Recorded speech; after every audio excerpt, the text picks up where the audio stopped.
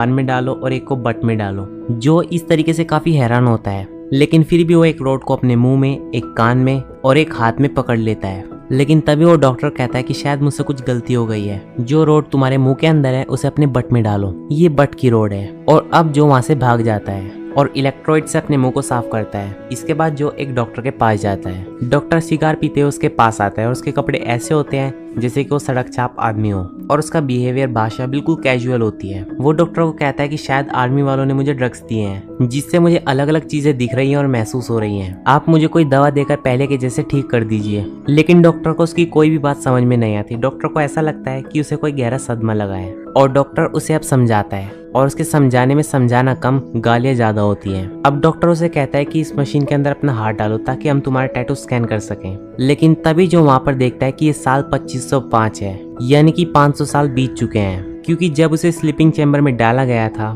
तो वो वक्त था 2005 का।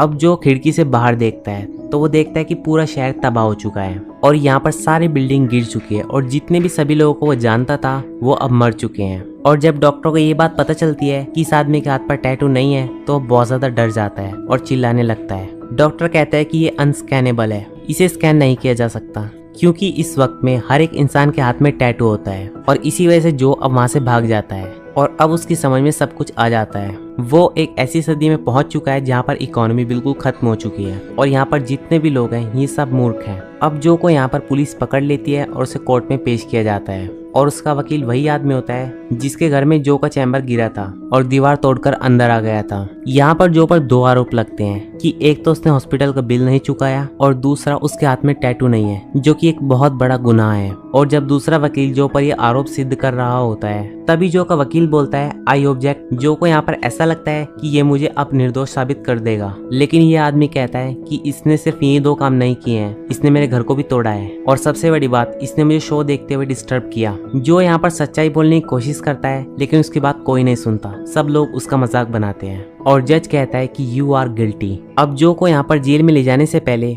उस जगह पर ले जाया जाता है जहाँ पर उसके हाथ पर टैटू बनेगा, और जो पुलिस वाला उसे लेकर जाता है वो उसके हाथ में हथकड़ियां नहीं बांधता, बल्कि उसके गले में एक पट्टा डालता है जिसमें एक रॉड फिक्स होती है। और ये लोग उसे इस तरीके से लेकर जाते हैं जैसे कि वो एक कुत्ता हो। वो उसे एक मशीन के पास लेकर जाते हैं जिसमें वो कहते हैं कि इसके अंदर अपना हाथ डालो। अब जो अपना हाथ उस मशीन के अंदर डालता है, और एक कंप्यूटराइज्ड आवाज उसे एक नंबर देती है, जिसके बाद वो मशीन उससे पूछती है कि क्या ये तुम्हारा नंबर है। तो जो इस पर कहता है कि आई एम नॉट श्योर, और मशीन को यहाँ पर ऐसा लगता है कि जो ने कहा है नॉट श्योर, और यही उसका नाम है, और उसके हाथ में नॉट श्योर का टैटू फिक्स हो जाता है, यानी कि अब से जो का नाम नॉट और उसका सरनेम श्योर है। इसके बाद जो को एक दूसरी जगह पर ले जाया जाता है जहाँ पर उसका IQ टेस्ट होगा, ताकि उसी के हिसाब से जेल में उसे काम दिया जाए।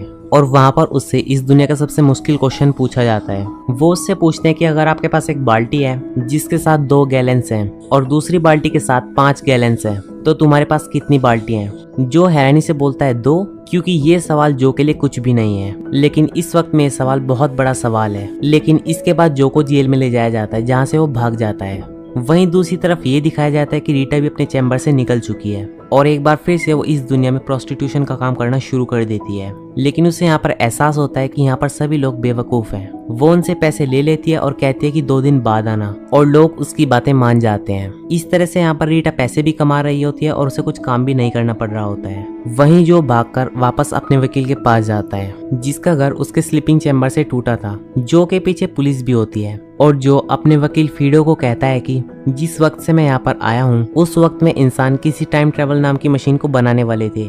क्या तुम ऐसी किसी मशीन के बारे में जानते हो? फीडो कहता है कि हाँ, मैं ऐसी मशीन के बारे में जानता हूँ जिसका इस्तेमाल करके तुम अपने समय में वापस जा सकते हो। लेकिन फीडो यहाँ पर कहता है कि मैं तुम्हारी मदद क्यों करूँ? तो जो यहाँ पर कहता है कि मैं उस टाइम ट्रेवल मशीन का यूज करके 500 साल पीछे जाऊंगा और तुम्हारे अकाउंट में बहुत सारे पैसे डलवा दूंगा, जो आज के वक्त में $80 बिलियन बन जाएंगे। अब इस बात को सुनकर फीडो बिल्कुल खुश हो जाता है, और वो तय करता है कि वो जो की मदद करेगा, और वो उसे अपने साथ गाड़ी में उस तरफ ले जाता है जहाँ पर वो टाइम ट्रेवल मशीन है। रास्ते में रीटा भी नहीं मिलती है, और ये लोग उसे भी अपने साथ ले लेते हैं। ये एक बहुत बड़ी इलेक्ट्रॉनिक्स की मार्केट होती है, और जब ये इसके अंदर जाते हैं तो तभी वहाँ पर एक मशीन जो के हाथ के टैटू को स्कैन कर लेती है, और इससे पुलिस को पता चल जाता है कि जो यहाँ पर है, और इसीलिए फीडो अपनी जान बचाकर यहाँ से भाग जाता है, और जो को पुलिस पकड़ लेती है। लेकिन रीटा यहाँ पर बच जाती है क्योंकि वो उस वक्त वॉशरूम गई थी, और एक बार फिर से जो पुलिस की हिरासत में चला जाता है। लेकिन इस बार उसे जेल नहीं ले जाया जाता बल्कि उसे व्हाइट हाउस ले जाया जाता है, जहाँ पर प्रेसिडेंट रहता है। और वहाँ पर उसे बताया जाता है कि तुम इस पूरी दुनिया के सबसे बुद्धिमान इंसान हो,